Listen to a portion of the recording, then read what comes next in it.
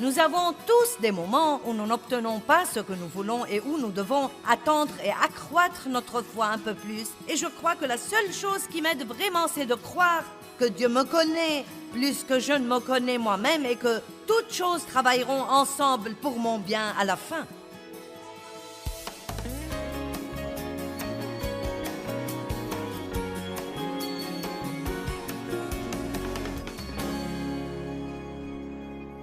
Je crois que nous avons tous un peu plus de crainte que nous le croyons. Il y a certainement les grandes craintes que nous reconnaissons et que nous essayons de combattre.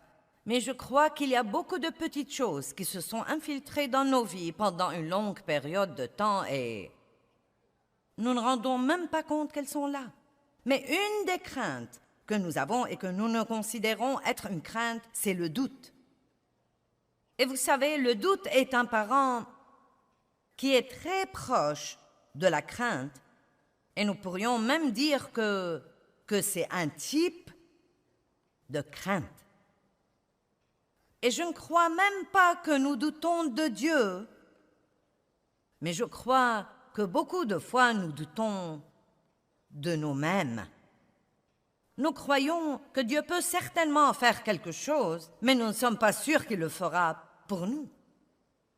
Nous croyons que Dieu parle aux autres, mais nous ne croyons pas qu'il nous parlera. Nous croyons que si nous demandons à quelqu'un d'autre de prier pour nous, Dieu l'écoutera, mais nous ne sommes pas tout à fait sûrs qu'il nous écoutera. Je vais donc vous parler ce soir du doute de beaucoup de façons différentes. Et j'espère qu'au moment où vous partirez d'ici ce soir, vous vous sentirez beaucoup mieux que vous ne l'étiez quand vous êtes venus. Et je prie que vous apprendrez des choses qui vous aideront à avoir une relation avec Dieu bien meilleure que celle que vous avez en ce moment. Je crois que Dieu admire la hardiesse. Je crois vraiment que Dieu admire la confiance hardie, pieuse et courageuse. Et quand je dis hardiesse, je ne parle pas, vous savez, de l'attitude, je peux tout faire. Je parle de l'attitude, je peux tout faire par Christ. Il y a quelque chose que je dis tout le temps, Seigneur, je suis un tout rien. Je suis tout en toi et rien en moi-même. Je ne peux rien faire sans toi, mais je peux tout faire par toi. Donc la confiance pieuse est la confiance en Dieu. Ce n'est pas la confiance en soi, mais c'est la confiance que vous pouvez et que vous êtes capable. Vous pouvez faire un pas de foi et être hardi et faire tout ce que vous devez faire. Et sachez que le seul moyen d'avoir ce genre de confiance, c'est de ne pas craindre d'avoir tort ou même de faire une erreur. Si souvent, nous craignons tellement de faire une erreur que nous ne faisons pas un pas de foi pour faire quelque chose. Je suis sûre que d'entre les 12 disciples qui étaient dans le bateau quand Jésus est venu marchant sur la mer, d'abord ils étaient effrayés, ils l'ont vu. Ils n'ont pas su que c'était Jésus marchant sur la mer. Ils ont cru que c'était un fantôme. Ensuite, ils se sont rendus compte que c'était Jésus. Et Pierre a dit, « Seigneur, si c'est toi, ordonne que j'aille vers toi sur les eaux. » Eh bien, je parie que les autres 11 auraient aimé sortir de la barque aussi, mais pour une raison ou pour une autre, Pierre était le seul qui avait la hardiesse d'essayer. Et il a marché sur la mer un moment et il a coulé parce qu'il a eu peur. Mais la bonne nouvelle est que Jésus a étendu la main et il l'a saisi. Et j'ai découvert que même si je marche un petit moment et ensuite je tombe un petit moment et ensuite je me lève et je marche un petit moment, que dans ces moments de chute, Dieu étendra toujours la main et me saisira et me remettra sur ma voie encore une fois. Et je préférerais essayer et tomber un peu et essayer de nouveau et tomber un peu et finalement apprendre à marcher plutôt que de rester dans la barque et ne jamais faire quoi que ce soit. C'est un monde formidable, c'est un monde grand et merveilleux et beaucoup d'occasions attendent chacun d'entre vous. Maintenant, écoutez-moi, ne menez pas une vie ennuyeuse.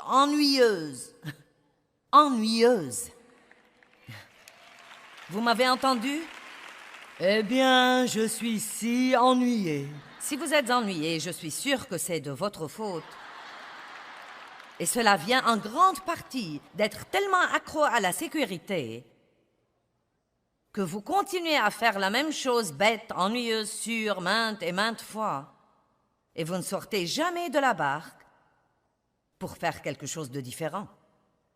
Je me suis rendu compte, et vous allez rire quand je vais dire ça, mais je me suis rendu compte que quand j'avais environ, j'approchais la cinquantaine, c'était à l'époque où les femmes portaient des collants et des bas nylons, et j'avais toute ma vie porté des collants couleur bronze.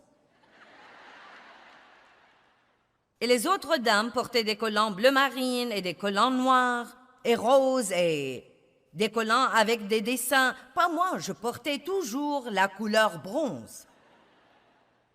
C'était un grand pas de foi pour moi de porter des collants d'une couleur différente. Et je ne suis même pas une personne lâche, mais nous avons tous des choses que nous voudrions faire. Nous voyons les autres les faire et nous voudrions les faire ou les essayer, mais nous craignons, nous avons peur.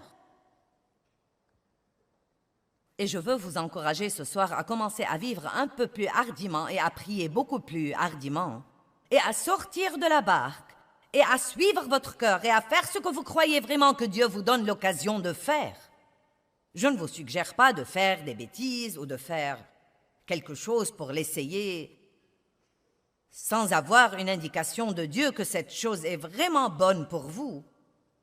Mais je crois vraiment que Dieu veut que vous ayez tous une vie beaucoup plus merveilleuse que celle que vous avez. Je crois qu'il vous réserve une vie grande, vaste et merveilleuse. Vous savez, Pierre a fait beaucoup de choses stupides. Non, mais des péchés stupides de manière spectaculaire. Mais une des raisons pour lesquelles Dieu a continué à travailler avec Pierre, bien sûr, était qu'il l'aimait, mais deuxièmement, Pierre était vraiment hardi. Je crois que Dieu admire la hardiesse.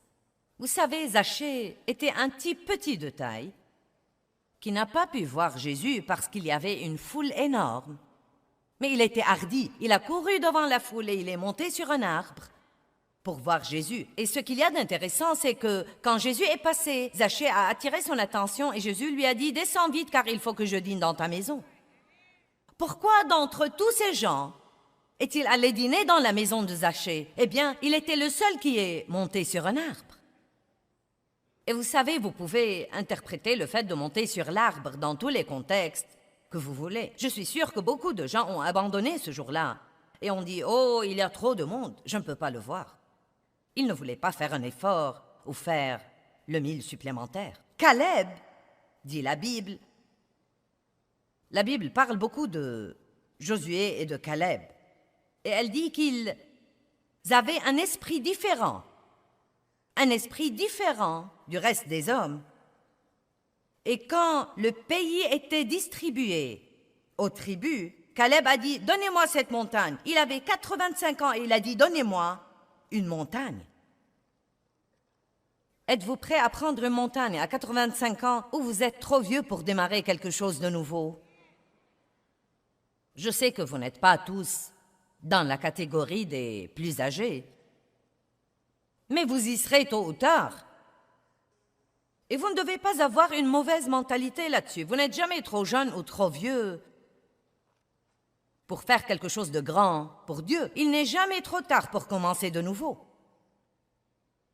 J'ai dit, il n'est jamais trop tard pour commencer de nouveau. Pour vivre hardiment, nous devons marcher dans la foi, mais le doute est toujours envoyé pour combattre notre foi. Rappelez-vous que le doute est un type de crainte. La crainte est envoyée pour combattre notre foi, mais bien des fois, cette crainte vient sous forme de doute. Ai-je pris la bonne décision? Je ne sais pas. Je ne devrais pas faire ça. Je sens plutôt que je devrais le faire, mais je ne sais pas. Et nous vacillons, et nous vacillons, et nous vacillons. Quelqu'un ici s'est jamais lassé de l'indécision? Tôt ou tard, vous devez prendre une décision et essayer quelque chose. Et j'espère qu'elle sera bonne, mais si elle n'est pas bonne, ce n'est pas la fin du monde. Au moins, vous avez appris à ne pas faire ça de nouveau. J'ai appris beaucoup de choses en les faisant mal d'abord et en découvrant plus tard comment les faire comme il faut. Regardons Romains chapitre 4 à partir du verset 18. Une histoire bien connue d'Abraham. Je crois que je l'ai partagé dans un autre contexte dans ma dernière conférence, mais il va si bien ici, je dois la partager de nouveau. Car Abraham, n'ayant plus de raison humaine pour l'espérance, a continué à espérer dans la foi qu'il serait le père d'un grand nombre de nations selon la promesse de Dieu. Dieu lui avait dit « Ta descendance sera innombrable ». Eh bien, le problème avec les descendants était qu'ils n'avaient même pas d'enfants. Il ne faiblit pas dans la foi en considérant l'impotence absolue de son corps, qui était quasiment mort puisqu'il avait près de 100 ans, ou en considérant l'état de mort du sein de Sarah. Il a vraiment considéré ça, il y a vraiment pensé, il a vraiment regardé, mais il croyait toujours que Dieu était plus grand. Mais regardez le verset 20. Ni l'incrédulité, ni la méfiance ne l'ont amené à hésiter, ni à mettre en doute la promesse de Dieu. Il ne dit pas que le doute et l'incrédulité ne se sont pas présentés à lui. Il dit qu'ils ne l'ont pas amené à hésiter. En d'autres termes, je crois qu'Abraham avait tellement de foi en Dieu que quand le doute est venu, il a douté de ses doutes. Donc la prochaine fois que vous sortez de la barque pour faire quelque chose et que le doute vient, dites « Je doute de ce doute. Je crois à Dieu et je doute de mes doutes. » Vous devez vous rappeler que le doute essaye de vous embrouiller et de vous voler. Et il fait la guerre à votre pensée. Et une des choses que nous devons apprendre à faire quand nous sommes embrouillés, c'est juste de nous arrêter et d'éteindre notre cerveau et de regarder dans notre cœur. Arrêtez-vous et dites, qu'est-ce qu'il y a dans mon cœur? Qu'est-ce que je crois vraiment? Et non pas qu'est-ce que je pense. Qui sait qu'il y a une grande différence entre ce que vous pensez et ce que vous croyez? La pensée est le champ de bataille et Satan fait la guerre à votre pensée en tirant sur vous une pensée après l'autre, après l'autre, après l'autre. Nous avons parlé ce matin des projectiles enflammés de l'ennemi.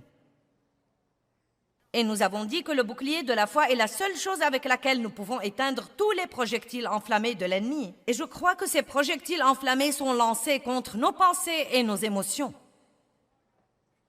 Amen.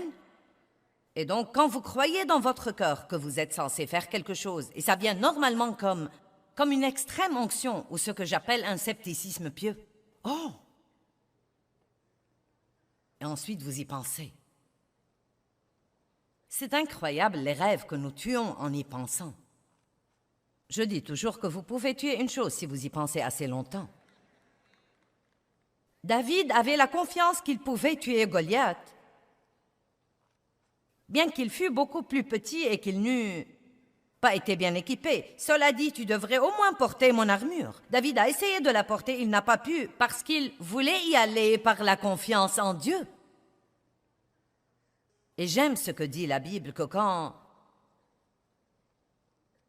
lui et Goliath se parlaient insolemment et que Goliath l'a menacé, « Je vais faire ceci et je vais faire cela. » Bien sûr, David a répondu, « Je viens à toi au nom du Seigneur des armées, et je te couperai la tête aujourd'hui. » Et la Bible dit que David a couru à toute vitesse vers la ligne de bataille, et j'aime beaucoup ça, car s'il était resté debout là à regarder Goliath trop longtemps, il aurait couru dans l'autre sens.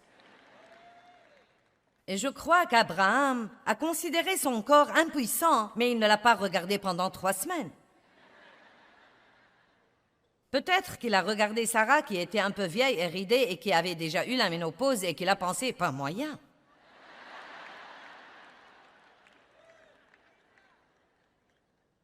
Donc la Bible parle de ce doute et de cette incrédulité et nous devons comprendre quand nous lisons ces histoires que c'était des gens réels. Je crois honnêtement que beaucoup de fois, nous lisons les histoires de ces gens dans la Bible et nous ne nous rendons pas compte qu'ils étaient des gens réels comme nous. Le diable les poursuivait, ils avaient donc des pensées, ils ont dû marcher dans la foi. Ils avaient le doute, ils avaient la crainte. Et les choses que nous les voyons faire ont été écrites pour notre instruction, pour que si nous suivons leur exemple, nous puissions avoir le même genre de victoire qu'ils ont eu.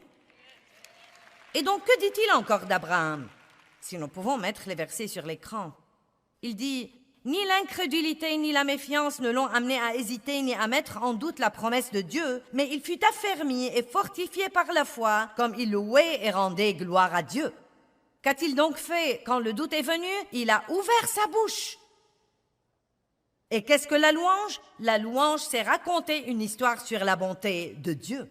Il a donné la louange à Dieu. Ça ressemble à peu près à ça. Dieu, je me souviens des bonnes choses que tu as faites pour moi dans le passé, et je me souviens combien tu as été fidèle à moi depuis que tu m'as dit de m'en aller de mon pays dans le pays que tu me montreras. Et je t'ai vu faire ceci, et je t'ai vu faire cela, et je te loue Dieu de ce que tu feras ça encore une fois. Le doute ne peut pas vous amener à vous effondrer si vous ouvrez la bouche pour le combattre avec les paroles de la foi.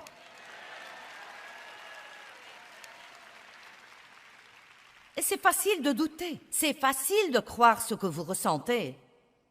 Mais croyez-moi, si vous ouvrez votre bouche pour dire ce qu'il faut quand vous êtes dans une bataille, écoutez-moi, quand vous avez une bataille dans votre pensée, le meilleur moyen d'arrêter les mauvaises pensées, c'est de dire quelque chose de bien. Quand le diable dit « vous n'y arriverez pas », ouvrez votre bouche et dites « j'y arriverai en Dieu, car tout ce que je mets la main dessus prospère et réussit ». La parole de Dieu est l'épée de l'esprit. Il en parle dans Éphésiens 6 aussi.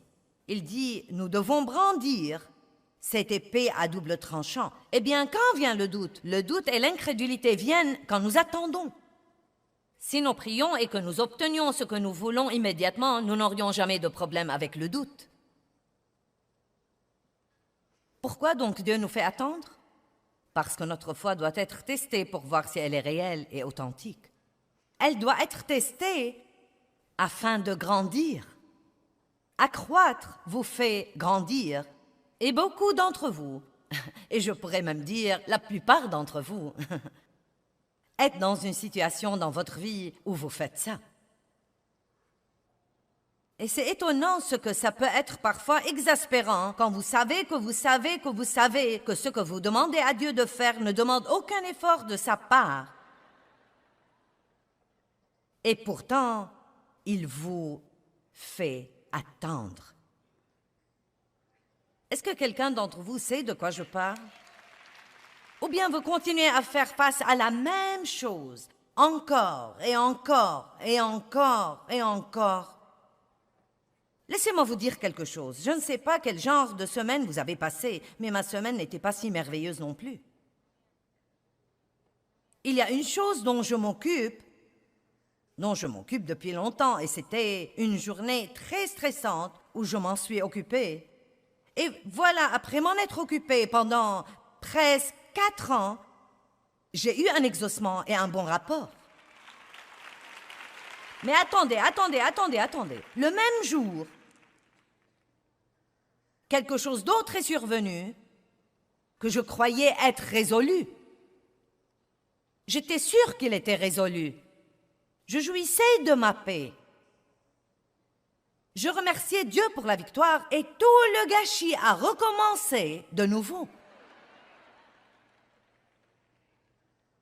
Nous avons tous toujours quelque chose pour nous exercer. J'étais plutôt contente de prêcher la foi ce week-end.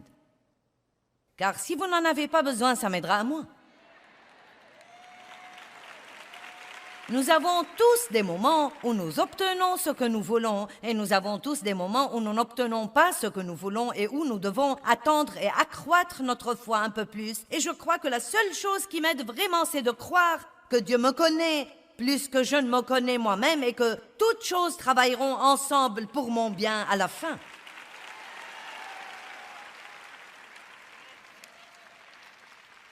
Donc, quel que soit ce qui vous attend, et aussi dur que ce soit, quand vous êtes dans ces moments où vous êtes si lassé d'attendre et que vous voulez juste dire de votre bouche « Je ne peux plus faire ça désormais » au lieu de dire ça. Ouvrez votre bouche dans la foi et dites « Dieu, tu ne me permettras jamais que je sois éprouvé plus que je ne peux supporter. Si je ne pouvais pas supporter ça, tu ne l'aurais pas laissé arriver. Et je sais que tu ne tarderas pas un seul jour. » Exactement, au bon moment, mon exaucement viendra. Le doute vient pendant les périodes d'attente. La Bible dit dans Hébreux 10, 35 et 36 que nous héritons les promesses de Dieu par la foi et la patience. Non seulement la foi, mais la foi et la patience. Le mot grec pour la patience dit que c'est un fruit de l'esprit qui ne grandit que sous les épreuves. Donc nous libérons notre foi, puis nous avons une épreuve. Nous libérons notre foi, puis nous avons l'opposition. Nous libérons notre foi, puis nous devons attendre beaucoup plus longtemps que nous ne le voulons. Et pendant ce temps, nous acquérons la patience. Donc, nous ne recevons jamais l'accomplissement de notre foi, à moins d'avoir aussi la patience avec ça. Et la patience est non seulement la capacité d'attendre, mais encore la façon dont nous nous comportons pendant que nous attendons. Et vous pouvez raccourcir votre attente de cette façon.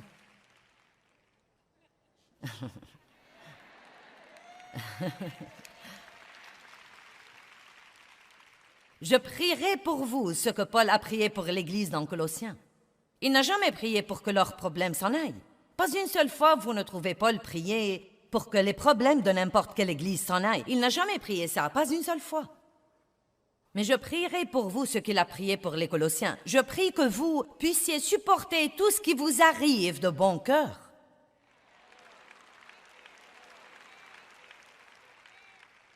Et vous voyez, dès le début d'un problème, si nous pouvons continuer à louer Dieu et à rester stable, continuer à marcher dans l'amour, ne pas prendre une mauvaise attitude, je crois que l'attente serait probablement beaucoup plus courte qu'elle ne l'est normalement. Vous n'avez pas besoin d'être un génie pour comprendre pourquoi nous devons avoir ces temps de croissance. Tout ce que nous devons faire, c'est de faire attention à notre comportement dans les épreuves. Je vais parler à ces gens par ici. Ils se comportent mieux que vous. N'est-ce pas étonnant ce que notre foi est grande jusqu'à ce que nous ayons un problème? C'est facile de chanter « Je livre le tout ».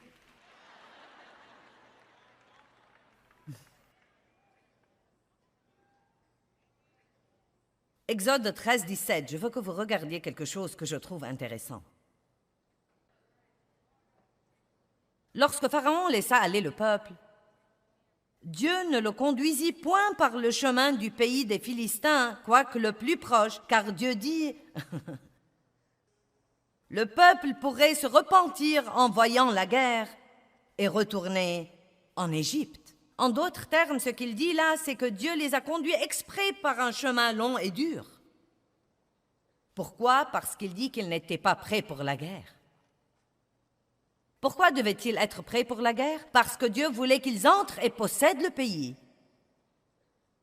Mais si vous étudiez le mot « posséder », il veut dire que pour posséder, vous devez déposséder les occupants actuels.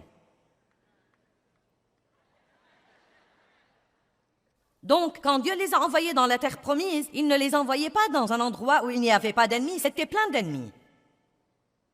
Il allait y avoir guerre après guerre, après guerre, après guerre.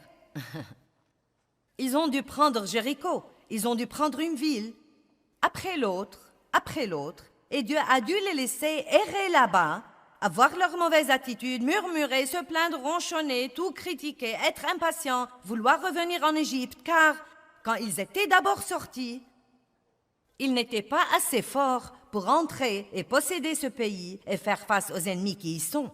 Et beaucoup d'entre vous ont de très grands rêves dans votre cœur et des choses que vous voulez faire, et vous ne comprenez pas pourquoi Dieu ne les réalise pas. Peut-être que vous n'êtes pas encore prêt à faire face aux ennemis auxquels vous devriez faire face.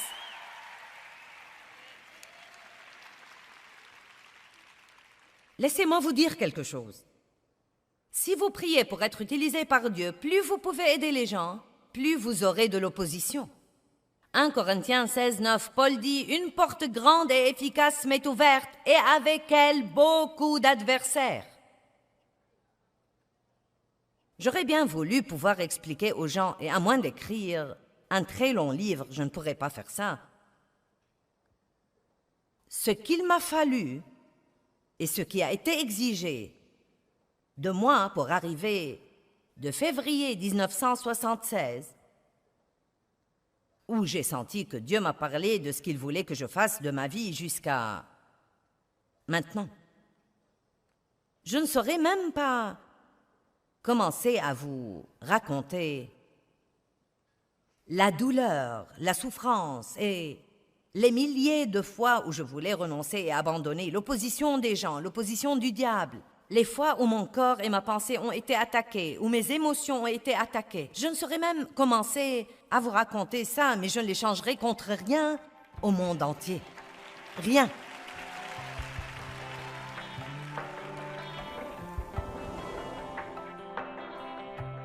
Eh bien, je veux juste vous rappeler l'importance de prononcer des paroles de foi, même quand la crainte et le doute essayent d'avoir accès à votre pensée. C'est comme ça que vous pouvez vous défendre. Un des meilleurs moyens d'arrêter une pensée, c'est de dire quelque chose qui est vraiment ce que vous préféreriez penser.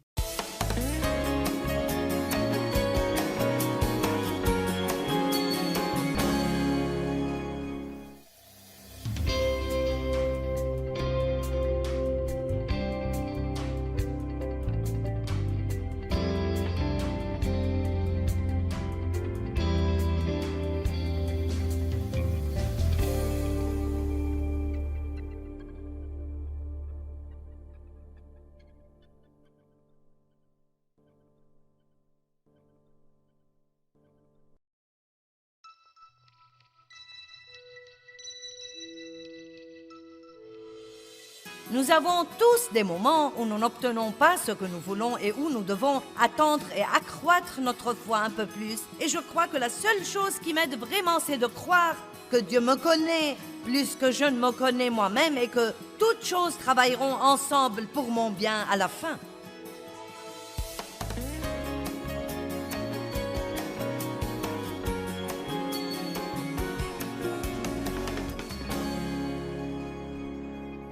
Je crois que nous avons tous un peu plus de crainte que nous le croyons. Il y a certainement les grandes craintes que nous reconnaissons et que nous essayons de combattre.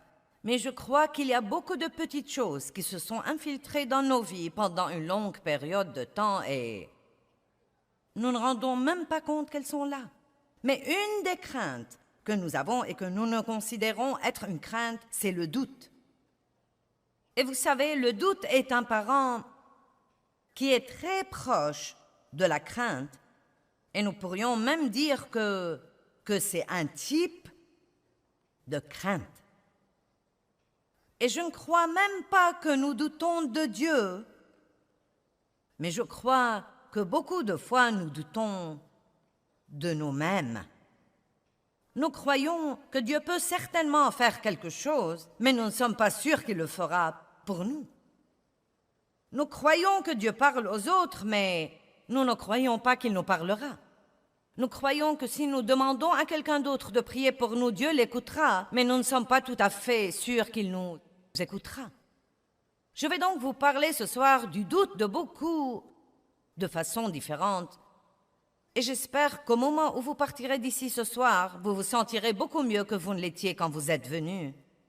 Et je prie que vous apprendrez des choses qui vous aideront à avoir une relation avec Dieu bien meilleure que celle que vous avez en ce moment. Je crois que Dieu admire la hardiesse. Je crois vraiment que Dieu admire la confiance hardie, pieuse et courageuse. Et quand je dis hardiesse, je ne parle pas, vous savez, de l'attitude, je peux tout faire. Je parle de l'attitude, je peux tout faire par Christ. Il y a quelque chose que je dis tout le temps, Seigneur, je suis un tout rien. Je suis tout en toi et rien en moi-même. Je ne peux rien faire sans toi, mais je peux tout faire par toi. Donc la confiance pieuse est la confiance en Dieu. Ce n'est pas la confiance en soi, mais c'est la confiance que vous pouvez et que vous êtes capable. Vous pouvez faire un pas de foi et être hardi et faire tout ce que vous devez faire. Et sachez que le seul moyen d'avoir ce genre de confiance, c'est de ne pas craindre d'avoir tort ou même de faire une erreur. Si souvent, nous craignons tellement de faire une erreur que nous ne faisons pas un pas de foi pour faire quelque chose. Je suis sûre que d'entre les 12 disciples qui étaient dans le bateau quand Jésus est venu marchant sur la mer, d'abord ils étaient effrayés, ils l'ont vu. Ils n'ont pas su que c'était Jésus marchant sur la mer. Ils ont cru que c'était un fantôme. Ensuite, ils se sont rendus compte que c'était Jésus. Et Pierre a dit, « Seigneur, si c'est toi, ordonne que j'aille vers toi sur les eaux. » Eh bien, je parie que les autres 11 auraient aimé sortir de la barque aussi, mais pour une raison ou pour une autre, Pierre était le seul qui avait la hardiesse d'essayer. Et il a marché sur la mer un moment et il a coulé parce qu'il a eu peur. Mais la bonne nouvelle est que Jésus a étendu la main et il l'a saisi. Et j'ai découvert que même si je marche un petit moment et ensuite je tombe un petit moment et ensuite je me lève et je marche un petit moment, que dans ces moments de chute, Dieu étendra toujours la main et me saisira et me remettra sur ma voie encore une fois. Et je préférerais essayer et tomber un peu et essayer de nouveau et tomber un peu et finalement apprendre à marcher plutôt que de rester dans la barque et ne jamais faire quoi que ce soit. C'est un monde formidable, c'est un monde grand et merveilleux et beaucoup d'occasions attendent chacun d'entre vous. Maintenant, écoutez-moi, ne menez pas une vie ennuyeuse.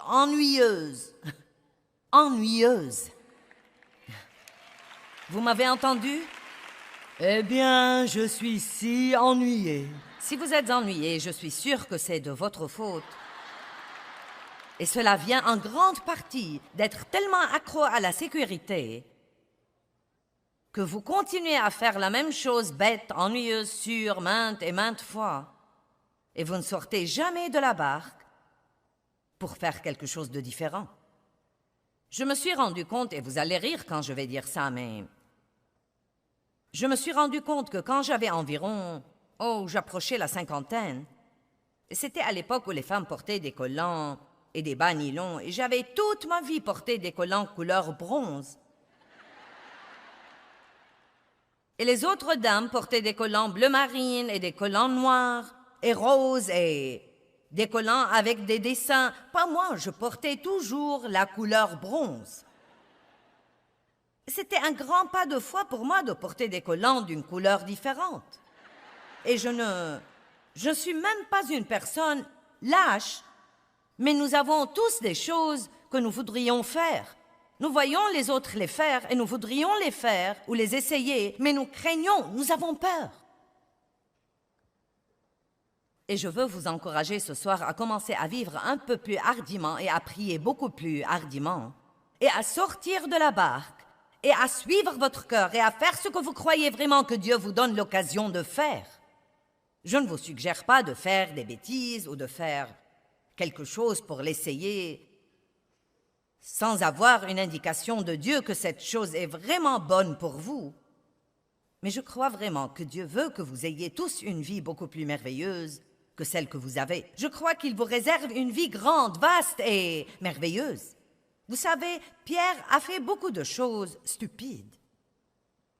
Non, mais des péchés stupides de manière spectaculaire. Mais une des raisons pour lesquelles Dieu a continué à travailler avec Pierre, bien sûr, était qu'il l'aimait, mais deuxièmement, Pierre était vraiment hardi. Je crois que Dieu admire la hardiesse.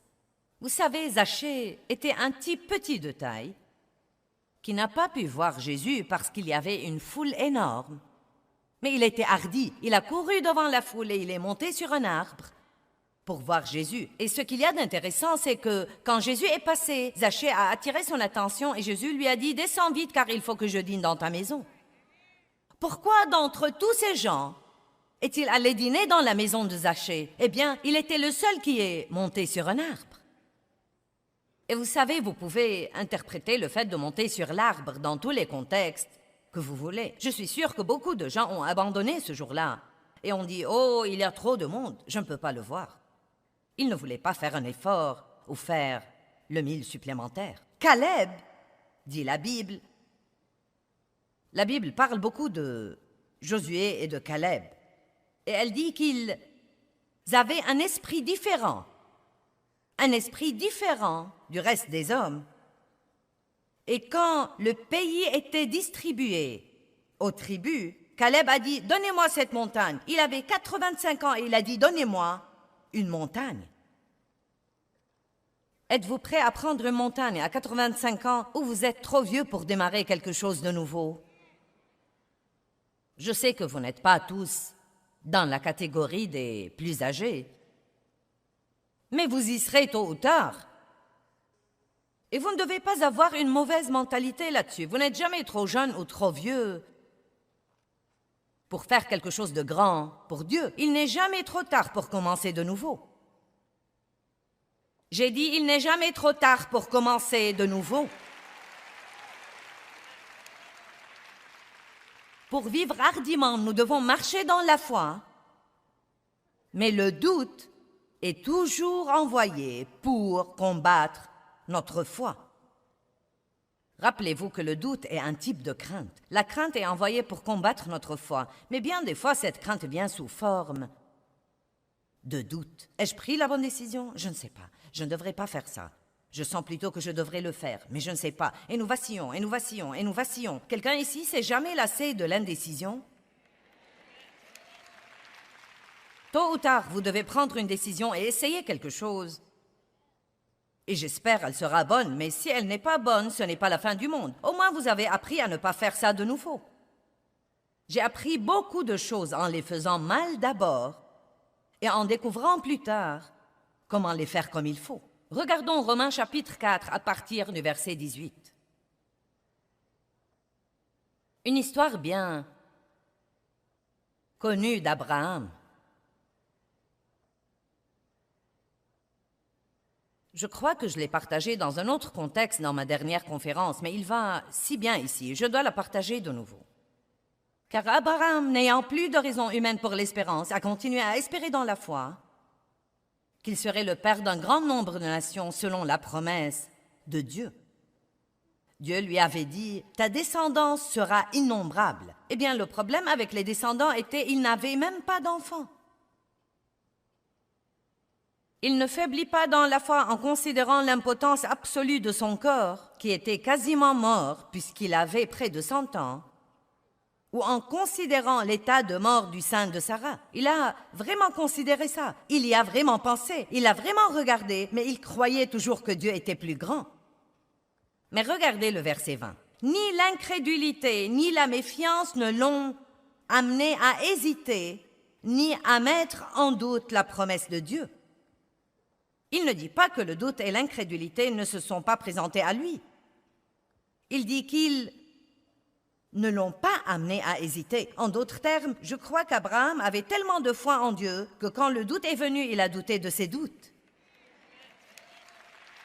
Donc la prochaine fois que vous sortez de la barque pour faire quelque chose et que le doute vient, dites « Je doute de ce doute. Je crois à Dieu et je doute de mes doutes. » Vous devez vous rappeler que le doute essaye de vous embrouiller et de vous voler.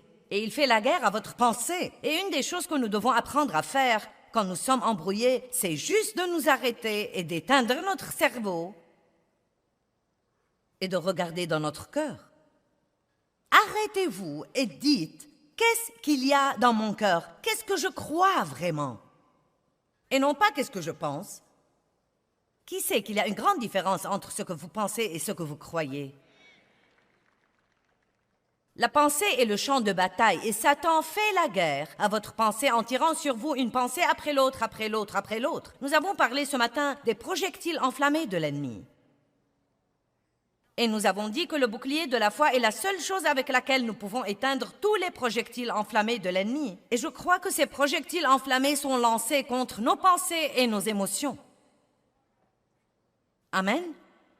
Et donc, quand vous croyez dans votre cœur que vous êtes censé faire quelque chose, et ça vient normalement comme une extrême onction ou ce que j'appelle un scepticisme pieux. Oh! Et ensuite, vous y pensez. C'est incroyable les rêves que nous tuons en y pensant. Je dis toujours que vous pouvez tuer une chose si vous y pensez assez longtemps. David avait la confiance qu'il pouvait tuer Goliath, bien qu'il fût beaucoup plus petit et qu'il n'eût pas été bien équipé. Cela dit, tu devrais au moins porter mon armure. David a essayé de la porter, il n'a pas pu, parce qu'il voulait y aller par la confiance en Dieu. Et j'aime ce que dit la Bible, que quand lui et Goliath se parlaient insolemment et que Goliath l'a menacé, « Je vais faire ceci et je vais faire cela. » Bien sûr, David a répondu, « Je viens à toi au nom du Seigneur des armées, et je te couperai la tête aujourd'hui. » Et la Bible dit que David a couru à toute vitesse vers la ligne de bataille. Et j'aime beaucoup ça, car s'il était resté debout là à regarder Goliath trop longtemps, il aurait couru dans l'autre sens. Et je crois qu'Abraham a considéré son corps impuissant, mais il ne l'a pas regardé pendant 3 semaines. Peut-être qu'il a regardé Sarah qui était un peu vieille et ridée et qui avait déjà eu la ménopause et qu'il a pensé « pas moyen ».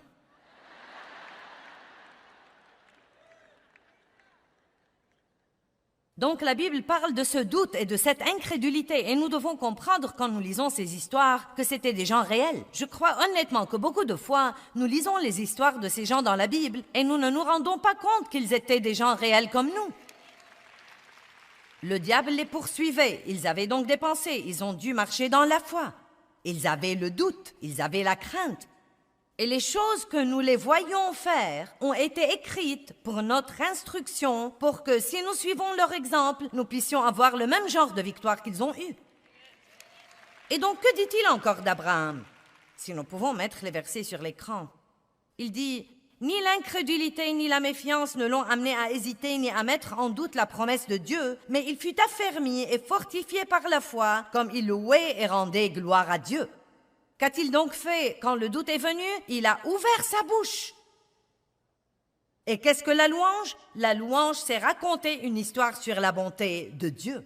Il a donné la louange à Dieu. Ça ressemble à peu près à ça. Dieu, je me souviens des bonnes choses que tu as faites pour moi dans le passé, et je me souviens combien tu as été fidèle à moi depuis que tu m'as dit de m'en aller de mon pays dans le pays que tu me montreras.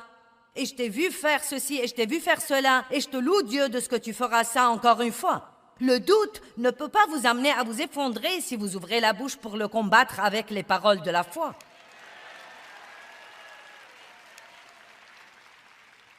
Et c'est facile de douter, c'est facile de croire ce que vous ressentez. Mais croyez-moi, si vous ouvrez votre bouche pour dire ce qu'il faut quand vous êtes dans une bataille, écoutez-moi, quand vous avez une bataille dans votre pensée, le meilleur moyen d'arrêter les mauvaises pensées, c'est de dire quelque chose de bien. Quand le diable dit « vous n'y arriverez pas », ouvrez votre bouche et dites « j'y arriverai en Dieu, car tout ce que je mets la main dessus prospère et réussit ». La parole de Dieu est l'épée de l'esprit. Il en parle dans Éphésiens 6 aussi. Il dit « nous devons brandir cette épée à double tranchant ». Eh bien, quand vient le doute? Le doute et l'incrédulité viennent quand nous attendons. Si nous prions et que nous obtenions ce que nous voulons immédiatement, nous n'aurions jamais de problème avec le doute. Pourquoi donc Dieu nous fait attendre? Parce que notre foi doit être testée pour voir si elle est réelle et authentique. Elle doit être testée afin de grandir. Accroître vous fait grandir. Et beaucoup d'entre vous, et je pourrais même dire la plupart d'entre vous, êtes dans une situation dans votre vie où vous faites ça. Et c'est étonnant ce que ça peut être parfois exaspérant quand vous savez que vous savez que vous savez que ce que vous demandez à Dieu de faire ne demande aucun effort de sa part. Et pourtant, il vous fait attendre. Est-ce que quelqu'un d'entre vous sait de quoi je parle? Ou bien vous continuez à faire face à la même chose, encore et encore et encore et encore. Laissez-moi vous dire quelque chose. Je ne sais pas quel genre de semaine vous avez passé, mais ma semaine n'était pas si merveilleuse non plus. Il y a une chose dont je m'occupe depuis longtemps, et c'était une journée très stressante où je m'en suis occupée. Et voilà, après m'en être occupée pendant presque 4 ans, j'ai eu un exaucement et un bon rapport. Mais attendez. Le même jour, quelque chose d'autre est survenu que je croyais être résolu. J'étais sûre qu'il était résolu. Je jouissais de ma paix. Je remerciais Dieu pour la victoire et tout le gâchis a recommencé de nouveau. Nous avons tous toujours quelque chose pour nous exercer. J'étais plutôt contente de prêcher la foi ce week-end.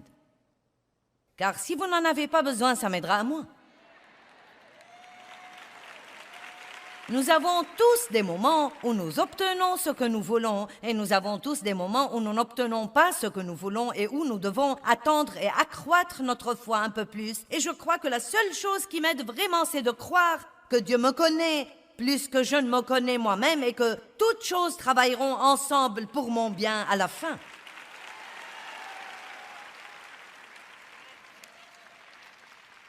Donc, quel que soit ce qui vous attend, et aussi dur que ce soit, quand vous êtes dans ces moments où vous êtes si lassé d'attendre et que vous voulez juste dire de votre bouche « Je ne peux plus faire ça désormais » au lieu de dire ça, ouvrez votre bouche dans la foi et dites « Dieu, tu ne me permettras jamais que je sois éprouvé plus que je ne peux supporter.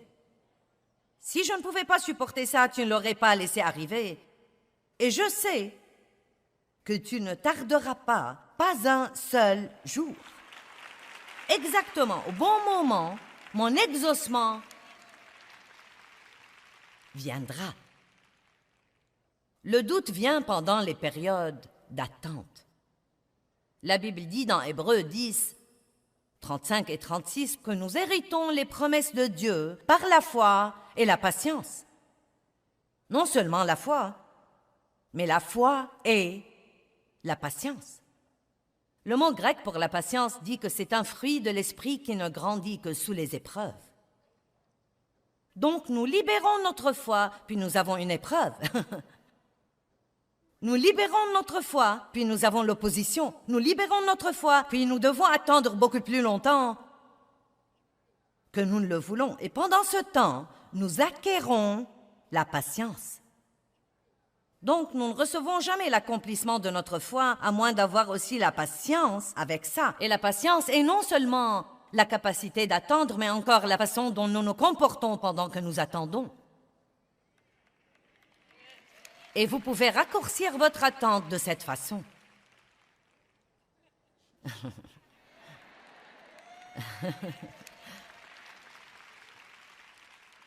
Je prierai pour vous ce que Paul a prié pour l'Église dans Colossiens. Il n'a jamais prié pour que leurs problèmes s'en aillent.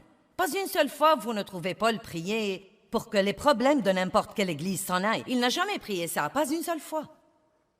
Mais je prierai pour vous ce qu'il a prié pour les Colossiens. Je prie que vous puissiez supporter tout ce qui vous arrive de bon cœur.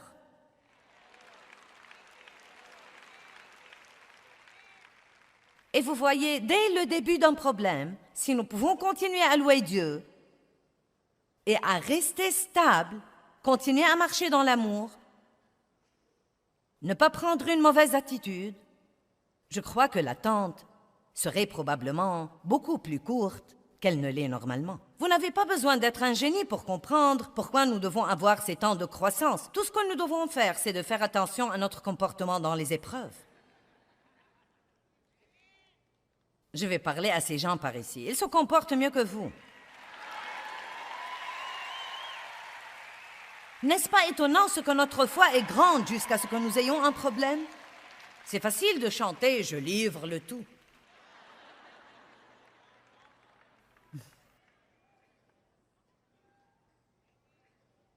Exode 13, 17, je veux que vous regardiez quelque chose que je trouve intéressant.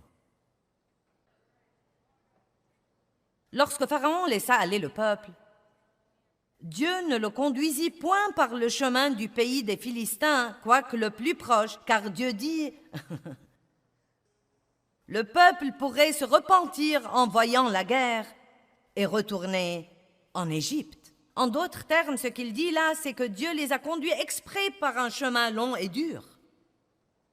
Pourquoi? Parce qu'il dit qu'ils n'étaient pas prêts pour la guerre.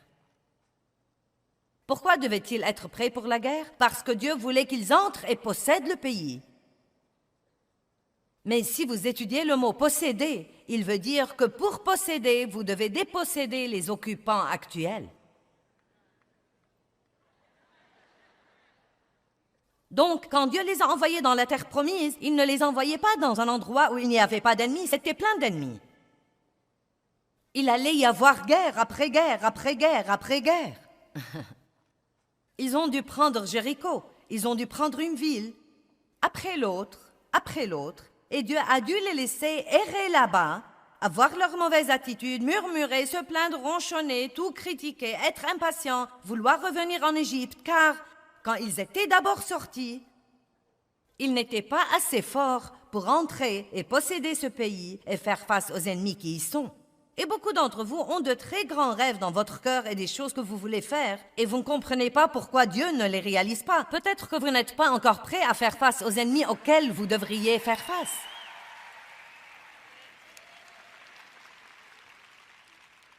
Laissez-moi vous dire quelque chose. Si vous priez pour être utilisé par Dieu, plus vous pouvez aider les gens, plus vous aurez de l'opposition.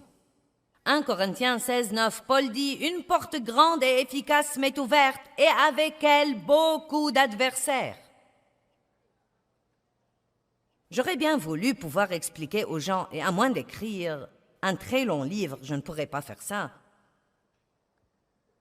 ce qu'il m'a fallu et ce qui a été exigé de moi pour arriver de février 1976, où j'ai senti que Dieu m'a parlé de ce qu'il voulait que je fasse de ma vie jusqu'à maintenant. Je ne saurais même pas commencer à vous raconter la douleur, la souffrance et les milliers de fois où je voulais renoncer et abandonner, l'opposition des gens, l'opposition du diable, les fois où mon corps et ma pensée ont été attaqués, où mes émotions ont été attaquées. Je ne saurais même commencer à vous raconter ça, mais je ne l'échangerai contre rien au monde entier. Rien.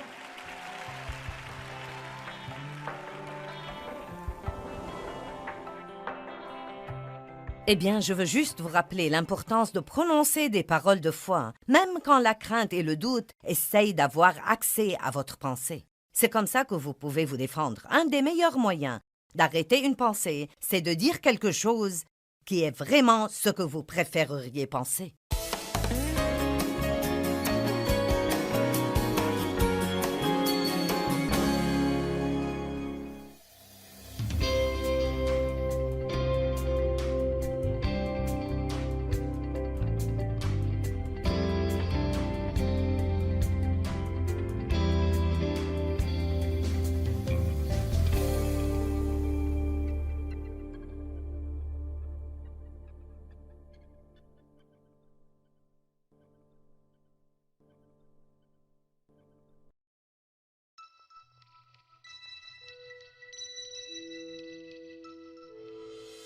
Nous avons tous des moments où nous n'obtenons pas ce que nous voulons et où nous devons attendre et accroître notre foi un peu plus. Et je crois que la seule chose qui m'aide vraiment, c'est de croire que Dieu me connaît plus que je ne me connais moi-même et que toutes choses travailleront ensemble pour mon bien à la fin.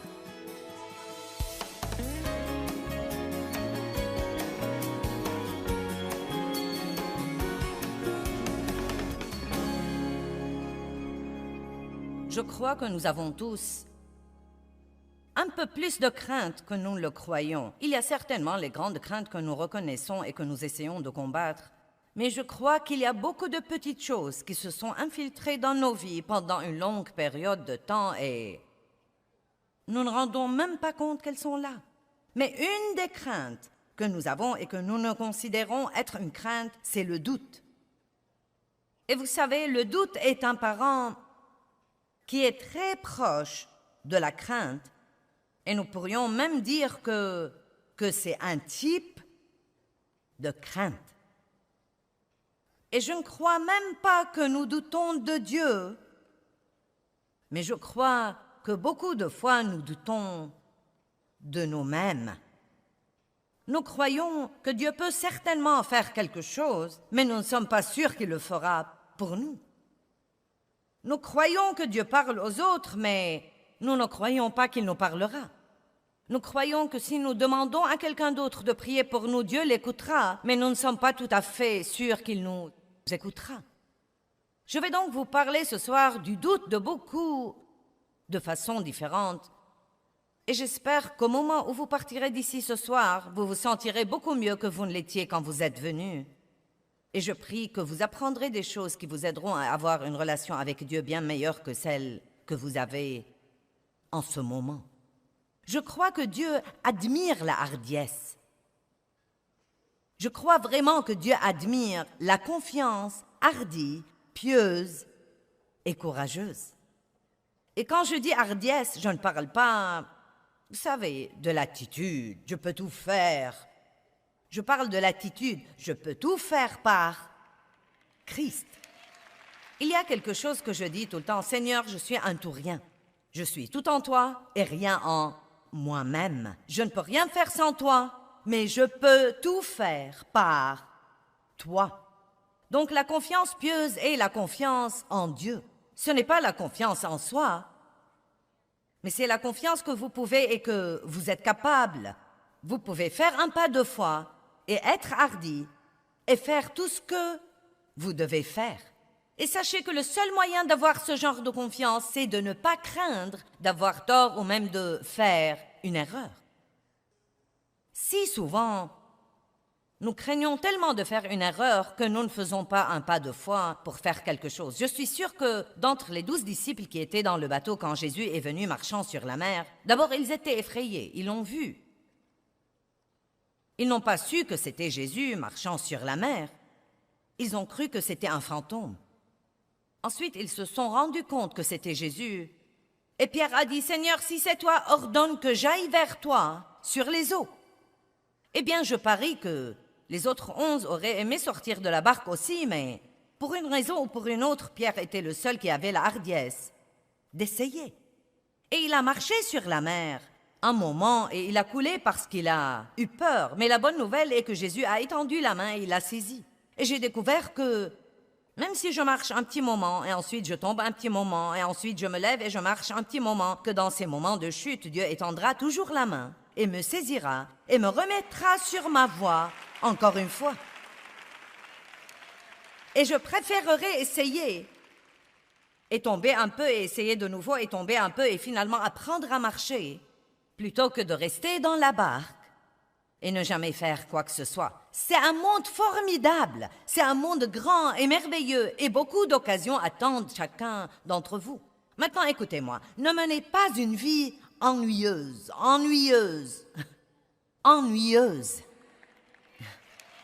Vous m'avez entendu? Eh bien, je suis si ennuyé. Si vous êtes ennuyé, je suis sûre que c'est de votre faute. Et cela vient en grande partie d'être tellement accro à la sécurité que vous continuez à faire la même chose bête, ennuyeuse, sûre, maintes et maintes fois, et vous ne sortez jamais de la barque pour faire quelque chose de différent.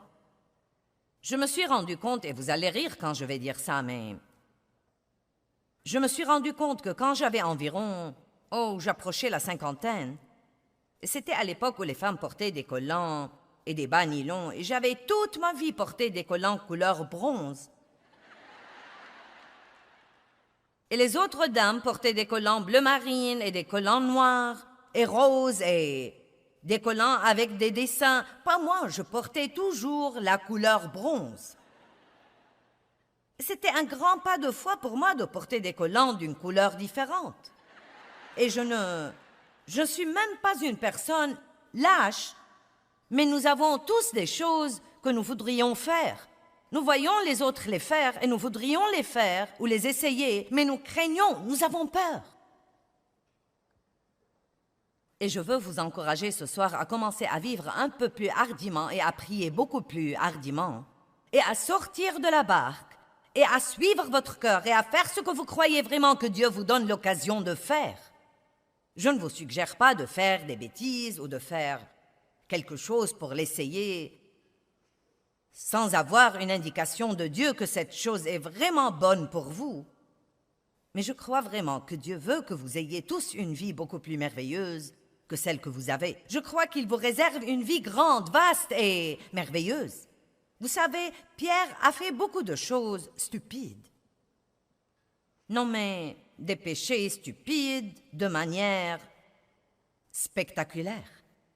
Mais une des raisons pour lesquelles Dieu a continué à travailler avec Pierre, bien sûr, était qu'il l'aimait, mais deuxièmement, Pierre était vraiment hardi. Je crois que Dieu admire la hardiesse. Vous savez, Zachée était un type petit de taille qui n'a pas pu voir Jésus parce qu'il y avait une foule énorme Mais il était hardi, il a couru devant la foule et il est monté sur un arbre pour voir Jésus. Et ce qu'il y a d'intéressant, c'est que quand Jésus est passé, Zachée a attiré son attention et Jésus lui a dit « Descends vite car il faut que je dîne dans ta maison. » Pourquoi d'entre tous ces gens est-il allé dîner dans la maison de Zachée? Eh bien, il était le seul qui est monté sur un arbre. Et vous savez, vous pouvez interpréter le fait de monter sur l'arbre dans tous les contextes que vous voulez. Je suis sûre que beaucoup de gens ont abandonné ce jour-là.